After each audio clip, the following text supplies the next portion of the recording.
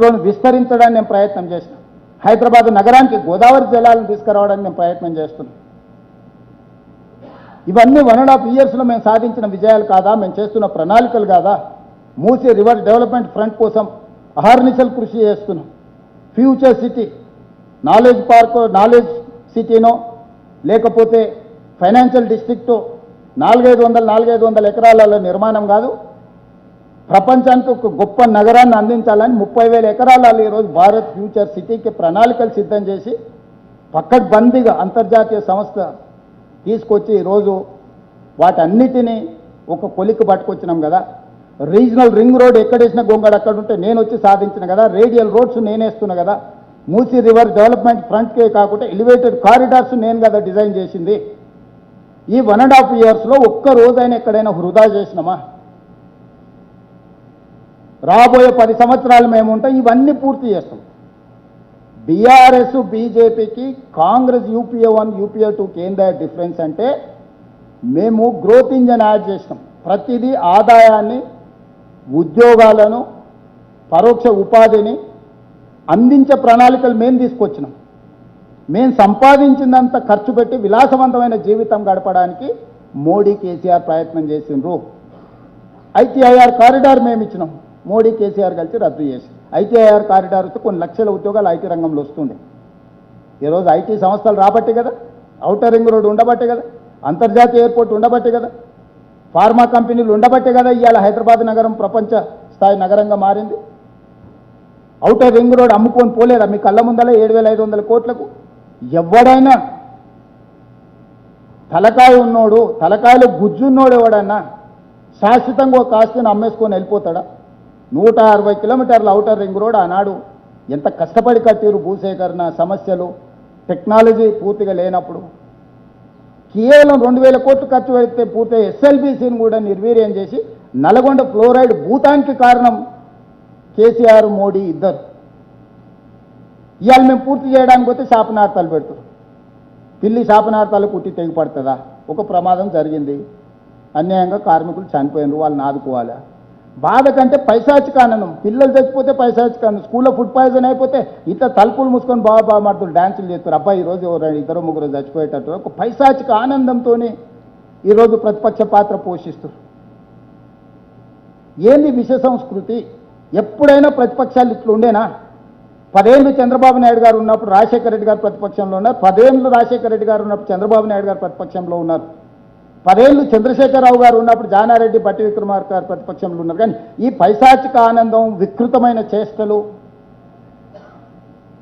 ఏది పడితే అది మాట్లాడడం ఎప్పుడైనా జరిగిందా?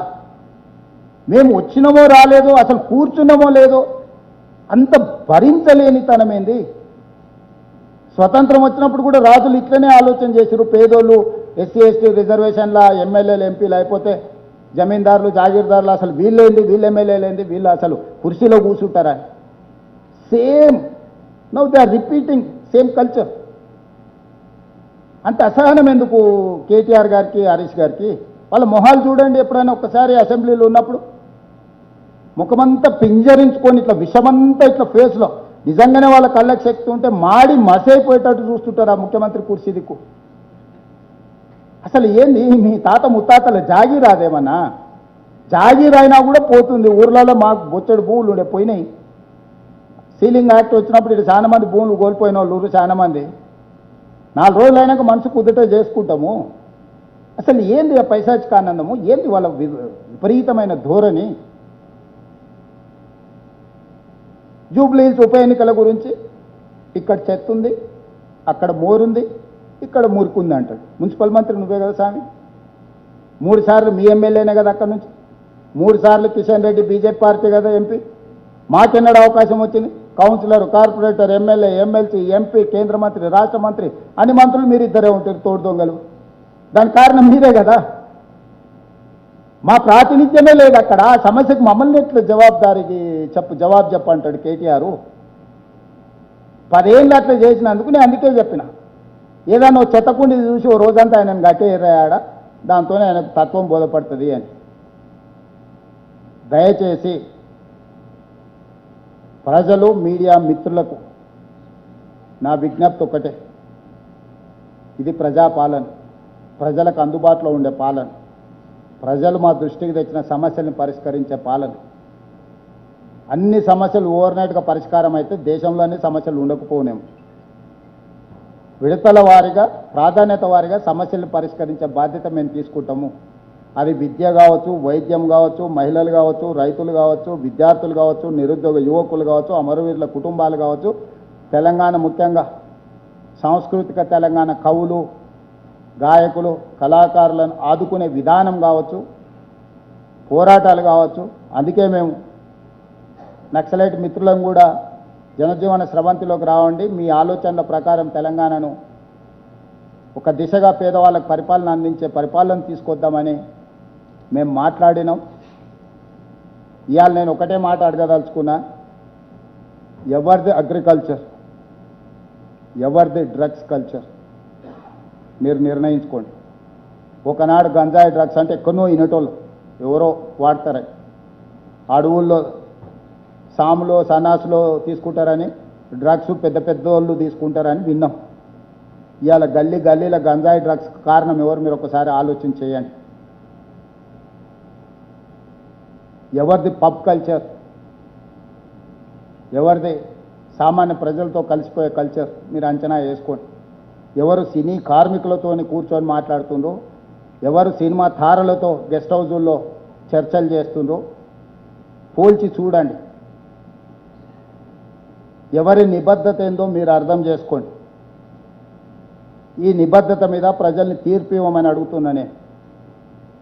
ఈ గ్రేటర్ హైదరాబాదులో కంటోన్మెంట్ ఒకే ఒక సీటు ఉప ఎన్నికల్లో గెలిచినాం. 30 సంవత్సరాల నుంచి పెండింగ్ ఉన్న కంటోన్మెంట్ షామీర్పేట ఎలివేటెడ్ కారిడార్కు డిఫెన్స్ భూములు, కంటోన్మెంట్ మేడ్చల్ ఎలివేటెడ్ కారిడార్కి డిఫెన్స్ నుంచి భూములను నేను సాధించుకొచ్చి పనులు ప్రారంభించిన. 5,000 కోట్ల రూపాయల నిధులు వాటికే ఇచ్చిన. కంటోన్మెంట్లో తాగునీటి సమస్యకు పరిష్కారం చూపించిన.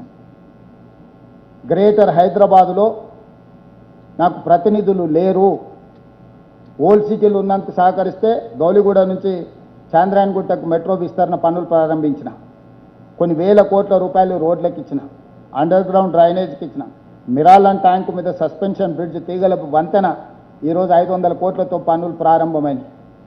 ఎక్కడెక్కడైతే ప్రజాప్రతినిధులు ఆ పార్టీ ఈ పార్టీ లేకుండా మమ్మల్ని మా దృష్టికి తీసుకొస్తుండ్రో ఆ ప్రాంతంలో అభివృద్ధి కార్యక్రమాలు వేగంగా జరుగుతున్నాయి. ఈరోజు కంటోన్మెంట్లో కాంగ్రెస్ గెలిచింది కాబట్టి అక్కడ సమస్యల్ని నేను పరిష్కరించగలిగిన.